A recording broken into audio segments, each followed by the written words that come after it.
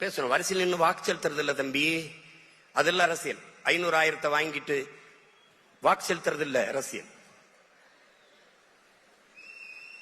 ஒரு நாட்டின் எதிர்காலத்தை தீர்மானிக்கிற வலிமை மிக்க இயல் அரசியல். அதை புரிஞ்சுக்கணும். பேசு, அரசியல் பேசு. பேசுறான், கேரளால பேசுறான், தேநீர் கடையில எல்லா இடங்கள்லயும் பேசுவான். அதனாலதான் அங்க வாக்குக்கு காசு கொடுத்து வாக்கை வாங்கினார்கள் ஒரு செய்தியை காட்டு பார்ப்போம். இப்படித்தான் இலவசத்தை அறிவிச்சுட்டு இருக்கானா? கேடுகட்ட சமூகமடா தம்பி, இது கேடுகட்ட ஆட்சி முறை. நீங்க ஆள் மாறுது, ஆட்சி மாறுகிறது. ஆட்சி முறை மாறுகிறதா? உடன் பிறந்தவனே, ஆட்சி முறை மாறுகிறதா? இந்த கட்சி வந்தாலும் சாராயம் இருக்குது, இந்த கட்சி வந்தாலும் சாராயம் இருக்குது. இவன் வந்தாலும் ஊழல் லஞ்சம், இவன் வந்தாலும் ஊழல் லஞ்சம்.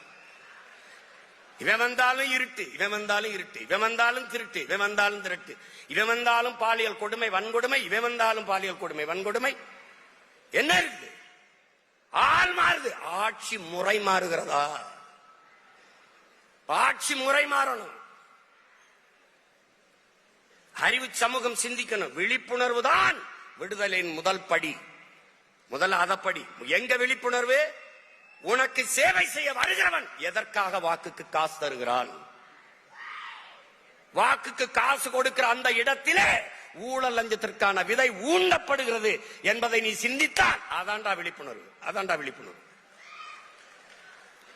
ஒரு முதலாளி முதலீடு செய்கிறான், ஒரு தொகுதிக்கு 15 கோடி 20 கோடி முதலீடு செய்கிறான் என்றால் மக்கள் சேவைக்கா லாப தேவைக்கா? இதை அறிவு சமூகம் சிந்திக்கணும். எப்படி ஊழல் லஞ்சத்தை ஒழிப்ப? எப்படி ஒழிப்ப? நீ நோட்டை வாங்கிட்டு ஓட்ட விற்கிற, அவன் அந்த ஓட்டை வாங்கிட்டு நாட்டை விற்கிறான், அவ்வளவுதான். என்ன மாறுதல் வரும்? என்ன மாறுதல் வரும்? வாக்குக்கு காசு கொடுக்கிற அந்த இடத்திலே மக்களுக்கான சேவை என்பது செத்து போய்விடுகிறது. மாண்புமிக்க ஜனநாயகம் செத்து கேடுகட்ட பணநாயகம் பிறந்து விடுகிறது. இதை ஒழிக்கணும். யாரால முடியும்? ஒன்னால, இங்க இருக்கிற ஒவ்வொருத்தனால. தம்பி, ஒரு வண்டி நிறைய குப்பை, அதை கொளுத்துவதற்கு வண்டி நிறைய நெருப்பு எடுத்துக்கொண்டு எவனும் செல்வதில்லை.